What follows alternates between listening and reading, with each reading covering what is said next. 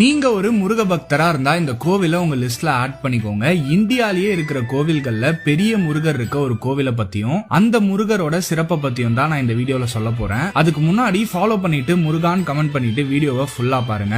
சென்னையில இருந்து ஒரு 1 hour டிராவல் பண்ணீங்கன்னா ஸ்ரீபெரும்புத்தூர்ல இருக்க 1000 வருஷம் பழமையான இந்த வல்லக்கோட்டை முருகன் கிட்ட நீங்க வந்துடலாம். இந்தியாலேயே இப்ப வரைக்கும் 7 அடிக்கு வள்ளி தேவானையோட சேர்ந்து காட்சியளிக்கிற இந்த சுப்பிரமணிய சுவாமி தான் பெரிய முருகர்னு சொல்றாங்க. பாக்கிறதுக்கே வள்ளி தேவானையோட சேர்ந்து அவ்வளோ பிரம்மாண்டமா இருப்பாரு. இவருக்கு வந்தாரே வாழ வைக்கும் முருகர்னு ஒரு பேரும் இருக்கு.